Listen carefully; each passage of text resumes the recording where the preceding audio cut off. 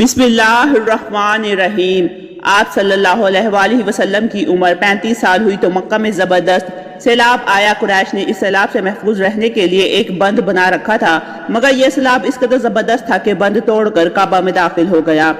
پانی کی زبردست ریلیں اور پانی کے اندر جمع ہونے کی وجہ سے کعبہ کی دیوار میں شگاف پڑ گئے۔ اس سے پہلے ایک مرتبہ یہ دیوار آگ لگ جانے کی وجہ سے کمزور ہو چکی تھی، اور یہ واقعہ اس طرح ہوا تھا کہ ایک مرتبہ کوئی عورت کعبہ کو دھونی دے رہی تھی کہ اس آگ میں سے ایک چنگاری اڑ کر کعبہ کے پردوں تک پہنچ گئی۔ اس سے پردوں کو آگ لگ گئی اور دیواریں تک جل گئی۔ اس طرح دیواریں بہت کمزور ہو گئی تھی۔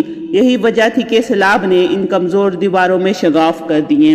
سیدنا ابراہیم علیہ السلام نے کعبہ کی جو دیواریں اٹھائی تھی وہ 9 گز اونچی تھی اور ان پر چھت نہیں تھی۔ لوگ کعبہ کے نذرانے وغیرہ لاتے، یہ نذرانہ کپڑے اور خوشبو وغیرہ ہوتی تھی۔ کعبہ کے اندر جو کنواں تھا، یہ سب نذرانہ اس کنویں میں ڈال دیے جاتے تھے۔ کنواں اندرونی حصے میں دائیں طرف تھا، اس کو کعبے کا خزانہ کہا جاتا تھا۔ کعبے کے خزانے کو ایک مرتبہ ایک چور نے چرانے کی کوشش کی اور کنویں میں ہی مر گیا۔ اس کے بعد اللہ تعالیٰ نے اس کی حفاظت کے لیے ایک سانپ کو مقرر کر دیا۔ یہ سانپ کنویں کے منڈیر پر بیٹھا رہتا، کسی کو خزانے کے نزدیک نہیں آنے دیتا تھا۔ قریش بھی اس سے خوف زدہ رہتے تھے۔ اب جب کہ کعبہ کی دیواروں میں شگاف پڑ گئے اور نئے سرے سے اس کی تعمیر کا سلسلہ پیش آیا تو اللہ تعالیٰ نے پرندے کو بھیجا، وہ سانپ کو اٹھا کر لے گیا۔ یہ دیکھ کر قریش کے لوگ بہت خوش ہوئے۔ اب انہوں نے نئے سرے سے کعبہ کی تعمیر کا فیصلہ کر لیا اور پروگرام بنایا کہ بنیادیں مضبوط بنا کر دیواروں کو زیادہ اونچا اٹھایا جائے گا۔ اس طرح دروازے کو بھی اونچا کر دیا جائے گا تاکہ کعبہ میں کوئی داخل نہ ہو، وہی شخص داخل ہو جسے وہ اجازت دے۔ اب انہوں نے پتھر جمع کیے، ہر قبیلہ اپنے حصے کے پتھر الگ جمع کر رہا تھا۔ چندہ بھی جمع کیا گیا، چندے میں انہوں نے پاک کمائی دی، ناپاک کمائی نہیں دی۔ مثلاً طوائفوں کی آمدنی، سود کی کمائی، دوسروں کا مال غصب کر کے حاصل کی گئی دولت چندے میں نہیں دی۔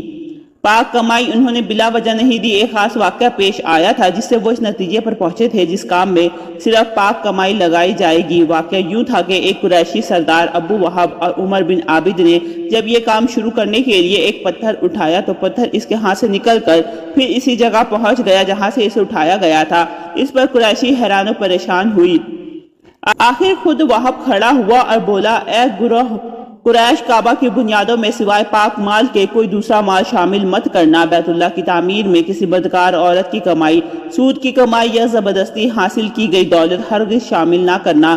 یہ واحد نبی کریم صلی اللہ علیہ وآلہ وسلم کے والد حضرت عبداللہ کا ماموں تھا اور وہ اپنی قوم میں ایک شریف آدمی تھا۔ جب قریش کے لوگ خانہ کعبہ کی تعمیر کے لیے پتھر ڈھونڈ رہے تھے تو ان کے ساتھ نبی صلی اللہ علیہ وآلہ وسلم بھی پتھر ڈھونڈنے میں شریک تھے۔ آپ صلی اللہ علیہ وآلہ وسلم پتھر اپنی گردن پر رکھ کر لا رہے تھے۔ تعمیر شروع کرنے سے پہلے قریش کے لوگوں نے خوف محسوس کیا کہ دیوار گرانے سے کہیں ان پر کوئی مصیبت نازل نہ ہو جائے۔ آخر ایک سردار ولید بن مغیرہ نے کہا، کعبہ کی دیوار گرانے سے تمہارا ارادہ اصلاح اور مرمت کا ہے، اس کو خراب کرنے کا نہیں۔ جواب میں لوگوں نے کہا، ظاہر ہے ہم تو مرمت اور اصلاح چاہتے ہیں۔ یہ سن کر ولید نے کہا، تب پھر سمجھ لو کہ اللہ تعالیٰ اصلاح کرنے والوں کو برباد نہیں کرتا۔ پھر ولید ہی نے گرانے کی کام کی ابتدا کی، لیکن اس نے ابھی صرف ایک ہی حصہ گرایا تھا کہ معلوم ہو جائے کہ ان پر کوئی تباہی تو نہیں آتی۔ جب وہ رات خیریت سے گزر گئی تو دوسرے دن سب لوگ اس کے ساتھ شریک ہو گئے اور پوری عمارت گرا دی، یہاں تک کہ بنیاد تک پہنچ گئی تھی۔ یہ بنیاد حضرت ابراہیم علیہ السلام کے ہاتھ کی رکھی ہوئی تھی۔ حضرت ابراہیم علیہ السلام نے بنیادوں میں سبز رنگ کے پتھر رکھے تھے۔ یہ پتھر اونٹ کے کوہان کی طرح کے تھے اور ایک دوسرے سے جڑے ہوئے تھے۔ ان لوگوں کے لیے ان کو توڑنا بہت مشکل ثابت ہوا۔ دائیں کونے کے نیچے سے قریش کو ایک تحریر ملی۔ وہ تحریر سریانی زبان میں لکھی تھی، انہیں سریانی زبان نہیں آتی تھی۔ آخر یہودی کو تلاش کر کے لایا گیا، اس نے وہ تحریر پڑھ کر انہیں سنائی۔ میں اللہ مکہ کا مالک جس کو میں نے اس دن پیدا کیا اور میرے آسمان اور زمینوں کو پیدا کیا جس دن میں نے سورج اور چاند بنائے، میں نے ان کو یعنی مکہ کو 7 فرشتوں کے ذریعے گھیر دیا ہے۔ اس کی عظمت اس وقت ختم نہیں ہوگی جب تک کہ اس کے دونوں طرف پہاڑ موجود ہے اور ان پہاڑوں کے سردار، ایک تو ابو قبیش پہاڑ ہے جو کہ صفا پہاڑی کے سامنے ہے اور دوسرا کاکعان پہاڑ ہے جو مکہ کے قریب ہے، جس کا رخ ابو قبیس پہاڑ کی طرف ہے۔ اس شہر اپنے باشندوں کے لیے پانی اور دودھ کے لحاظ سے بہت بابرکت اور نفع والا ہے۔ یہ پہلی تحریر تھی۔ دوسری مقام ابراہیم سے ملی، اس میں لکھا تھا کہ مکہ اللہ تعالیٰ کا محترم اور معظم شہر ہے، اس کا رزق 3 راستوں سے آتا ہے۔ یہاں 3 راستوں سے مراد قریش کے 3 تجارتی راستے ہیں۔ ان راستوں سے کافی آتے جاتے ہیں۔ تیسری تحریر اسے کچھ فاصلے پر ملی، اس میں لکھا تھا جو بھلائی بوئے گا لوگ اس پر شک کریں گے، یعنی اس جیسا بننے کی کوشش کریں گے، اور جو شخص رسوائی بوئے گا وہ رسوائی اور ندامت پائے گا۔ تم برائیاں کر کے بھلائی کی آس لگاتے ہو، وہاں یہ ایسا ہی ہے جیسے کہ کیکر یعنی کانٹے دار درخت میں کوئی انگور تلاش کرے۔ یہ تحریر کعبہ کے اندر پتھر پر کھدی ہوئی ملی۔ کعبہ کی تعمیر کے سلسلے میں قریش کو پتھروں کے علاوہ لکڑی کی بھی ضرورت تھی، چھت اور دیواروں میں لکڑی کی ضرورت تھی۔ لکڑی کا مسئلہ اس طرح حل ہوا کہ ایک جہاز عرب جس ساحل سے آ کر ٹکرا گیا، آج اس مقام کو جدہ کا ساحل کہا جاتا ہے، پہلے مکہ کا ساحل کہلاتا تھا، اسی لیے مکہ کا قریب ترین ساحل یہی تھا۔ ساحل سے ٹکرا کر جہاز ٹوٹ گیا، وہ جہاز کسی رومی تاجر کا تھا۔ اس جہاز میں شاہ روم کے لیے سنگ مرمر، لکڑی اور لوہے کا سامان لے جایا جا رہا تھا۔ قریش کو اس جہاز کے بارے میں پتہ چلا، یہ لوگ وہاں پہنچے، ان لوگوں نے لکڑی خرید لی، اس طرح چھت کی تعمیر میں اس لکڑی کو استعمال کیا گیا۔ آخر خانہ کعبہ کی تعمیر کا کام حجر اسود تک پہنچ گیا۔ اب یہاں ایک نیا مسئلہ پیدا ہو گیا۔ سوال یہ پیدا ہوا کہ حجر اسود کو کون اٹھا کر اس جگہ پر رکھے گا؟ ہر قبیلہ یہ فضیلت خود حاصل کرنا چاہتا تھا۔ یہ جھگڑا اس حد تک بڑھا کہ مرنے مارنے تک نوبت آ گئی، لوگ ایک دوسرے کو قتل کرنے پر تل گئے۔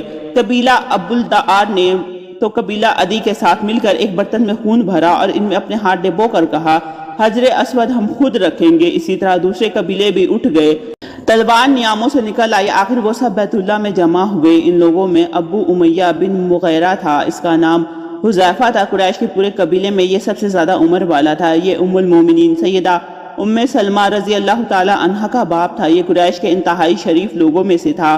مسافروں کا سفری سامان کھانا وغیرہ دینے کے لیے سلسلے میں بہت مشہور تھا۔ جب کبھی سفر کرتا تو اپنے ساتھیوں کے کھانے پینے کا سامان خود کرتا تھا۔ اس وقت اس شدید جھگڑے کو ختم کرنے کے لیے اس نے ایک حل پیش کیا۔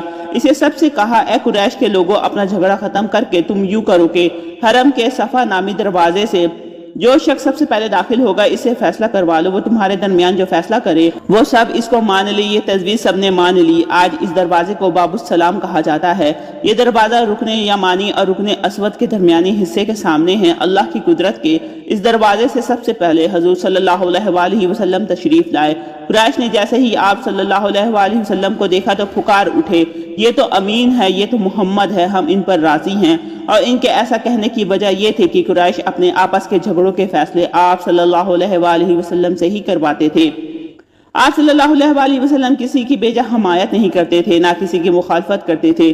پھر ان لوگوں نے اپنے جھگڑوں کی تفصیل آپ صلی اللہ علیہ وآلہ وسلم کو سنائی۔ ساری تفصیل سن کر آپ صلی اللہ علیہ وآلہ وسلم نے فرمایا ایک چادر لے کر آؤ، اور وہ لوگ چادر لے آئے۔ آپ صلی اللہ علیہ وآلہ وسلم نے چادر کو بچھایا اور اپنی دست مبارک سے حجر اسود کو اٹھا کر اس چادر میں رکھ دیا۔ اس کے بعد آپ صلی اللہ علیہ وآلہ وسلم نے ارشاد فرمایا کہ قبیلے کے لوگ اس چادر کا ایک ایک کنارہ پکڑ لیں، پھر سب مل کر اس کو اٹھائیں۔ انہوں نے ایسا ہی کیا، چادر کو اٹھائے ہوئے اس مقام تک آ گئے جہاں حجر اسود کو رکھنا تھا۔ پھر اس کے بعد نبی صلی اللہ علیہ وآلہ وسلم نے حجر اسود کو اٹھا کر اس کی جگہ رکھنا چاہا، لیکن عین اس وقت ایک نجدی شخص آگے بڑھا اور تیز آواز میں بولا بڑے تعجب کی بات ہے کہ آپ لوگوں نے ایک کم عمر نوجوان کو ایسا رہنما بنا لیا، اس کی عزت افزائی میں لگ گئے ہو۔ یاد رکھو یہ شخص سب کو گروہوں میں تقسیم کر دے گا، تم لوگوں کو پارا پارا کر دے گا۔ قریب تھا کہ لوگوں میں اس کی باتوں سے ایک بار پھر جھگڑا ہو جائے، لیکن پھر خود ہی انہوں نے محسوس کر لیا کہ حضور صلی اللہ علیہ وآلہ وسلم نے جو فیصلہ کیا ہے وہ لڑانے والا نہیں، لڑائی ختم کرنے والا ہے۔ چنانچہ حجر اسود کو نبی صلی اللہ علیہ وآلہ وسلم نے اپنے مبارک ہاتھوں سے اس جگہ پر رکھ دیا۔ مورخوں نے لکھا ہے یہ نجدی شخص دراصل ابلیس تھا جو اس موقع پر انسانی شکل میں آیا تھا۔ جب کعبہ کی تعمیر مکمل ہو گئی تو قریش نے اپنے بتوں کو پھر سے اس میں سجا دیا۔ کعبہ کی یہ تعمیر جو قریش نے کی تھی چوتھی تعمیر تھی۔ سب سے پہلے کعبہ کو فرشتوں نے بنایا تھا۔ بعض صحابہ نے فرمایا کہ زمین و آسمان کو پیدا کرنے سے پہلے اللہ تعالیٰ کا عرش پانی کے اوپر تھا۔ جب عرش کو پانی پر ہونے کی وجہ سے حرکت ہوئی تو اس پر یہ کلمہ لکھا گیا اللہ تعالیٰ کے سوا کوئی معبود نہیں، محمد صلی اللہ علیہ وآلہ وسلم اللہ کے رسول ہیں۔ اس کلمے کے لکھے جانے کے بعد عرش ساکن ہو گیا۔ پھر جب اللہ تعالیٰ نے آسمانوں اور زمین کو پیدا کرنے کا ارادہ فرمایا تو اس نے پانی پر ہوا کو بھیجا، اسے پانی میں موجیں اٹھنے لگی اور بخارات اٹھنے لگے۔ اللہ تعالیٰ نے ان بخارات یعنی بھاپ سے آسمان کو پیدا فرمایا۔ پھر اللہ تعالیٰ نے کعبہ کی جگہ سے پانی کو ہٹا دیا، جگہ خشک ہو گئی۔ چنانچہ یہی خشکی بڑھتے بڑھتے 7 برے اعظم بن گئے۔ جب زمین ظاہر ہو گئی تو اس پر پہاڑ قائم کیے گئے۔ زمین میں سب سے پہلا پہاڑ ابو قبیس ہے۔ پھر اللہ تعالیٰ نے فرشتوں کو حکم دیا، فرمایا زمین پر میرے نام کا ایک گھر بناؤ تاکہ آدم کی اولاد اس گھر کے ذریعے میری پناہ مانگے، انسان اس گھر کا طواف کرے جس طرح تم نے میرے عرش کے گرد طواف کیا ہے تاکہ میں ان سے راضی ہو جاؤں۔ فرشتے نے حکم کی تعمیل کی، پھر حضرت آدم علیہ السلام نے خانہ کعبہ کی تعمیر شروع کی، اس کے بعد حضرت ابراہیم علیہ السلام نے کعبہ کی تعمیر کی، اسی طرح قریش کے ہاتھوں یہ تعمیر چوتھی بار ہوئی۔ اللہ پاک ہمیں بہتر عمل کرنے کی توفیق عطا فرمائے اور ہمیں نیک کاروں میں شامل کرے، آمین ثم آمین۔ اس طرح کی مزید اچھی ویڈیو کے لیے میرے چینل کو لائک اور سبسکرائب کریں۔ ملتے ہیں نیکسٹ ویڈیو میں، رکھیے گا اپنا بہت سا خیال۔ اللہ حافظ۔